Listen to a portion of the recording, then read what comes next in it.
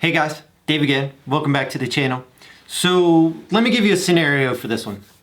So you're driving down the highway, you're driving your dually pickup truck, you're pulling a big old horse trailer, minding your own business, cruising down the road.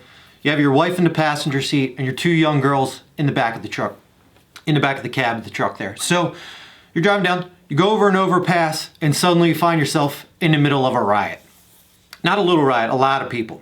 So,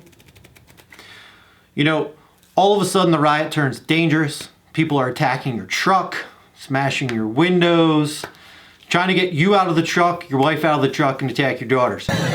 Video from the scene shows protesters surround the truck and slam the sides of the trailer.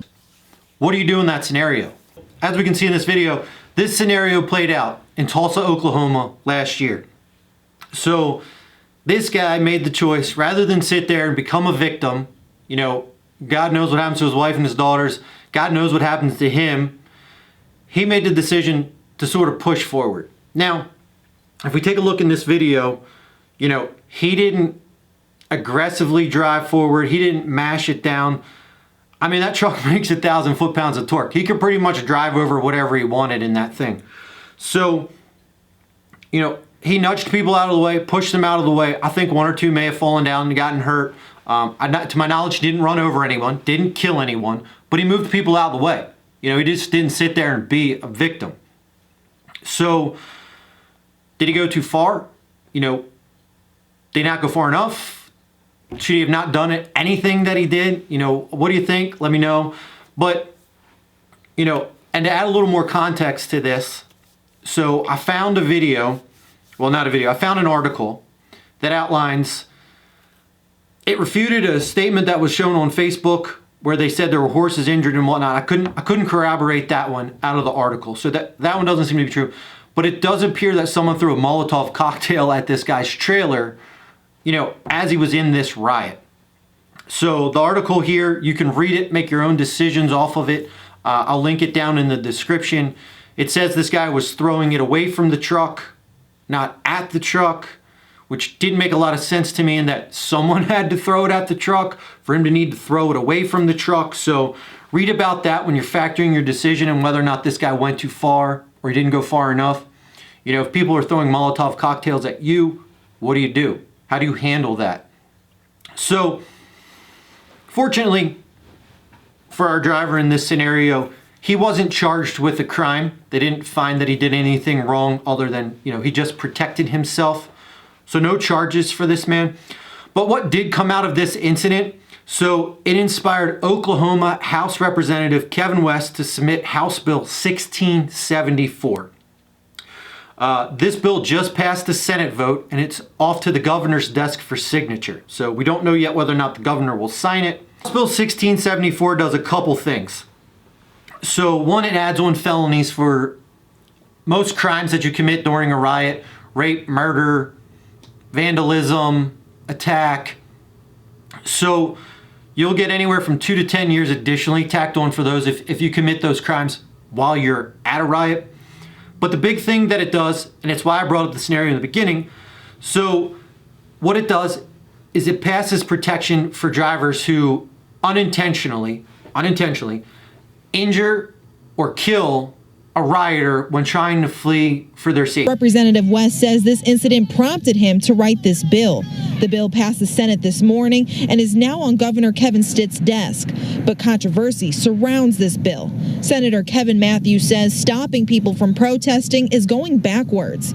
The bill allows drivers who are fleeing from rioters unlawfully blocking roads to avoid punishment if they happen to hit someone, as long as they fear their life is in danger. And they make this claim under this, then, the first thing they're going to look at is, were they unlawfully blocking the road? Because was it a riot situation? According to the Oklahoma statute, groups more than 4 acting together without authority is a riot. So they have to believe that their life's in danger. They have to unintentionally hurt someone. You can't just mash the pedal and drive through a bunch of rioters and kill people. That's not okay. That's never going to be okay. We're not going to condone that here.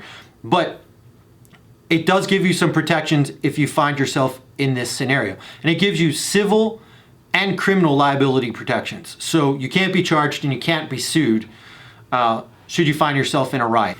This is the scenario. This is what's going on in Oklahoma.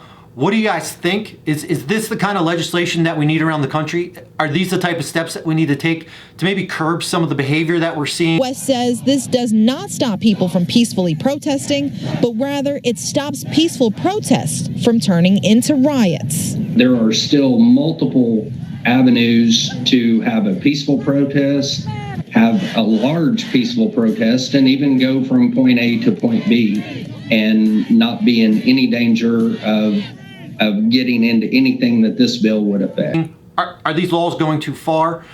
Matthews says these protest bills do not push for equality. Rather than to address the issue of a person getting knocked off a bridge and paralyzed, we want to protect the person that hit him and started to run away while people were upset trying to stop him.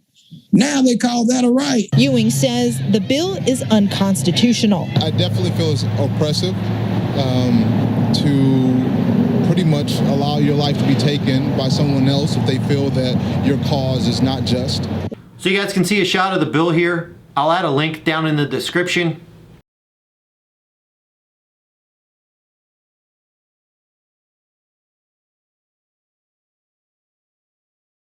You know, if this law gets signed by the governor, it goes into effect November 1st, 2021.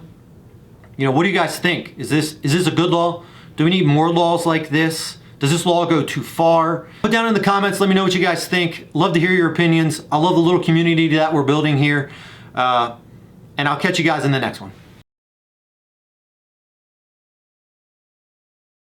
People will feel empowered to drive through protesters, and that's certainly scary. A bill that would keep those drivers from being punished, now on the governor's desk. Once you start throwing things at people's cars and trying to break their windows and pulling them out of the car, that's no longer a protest. That's what we call a riot. And that is where we begin at 6. That controversial bill now waiting on the governor to sign it into law. And tonight, some saying they're prepared to take legal action if he does. News 4's Angela Shen has the new information. Shen, Oklahoma's News 4. The governor has 5 days to either sign or veto the bill. Sundays don't count, so his decision should come by next week.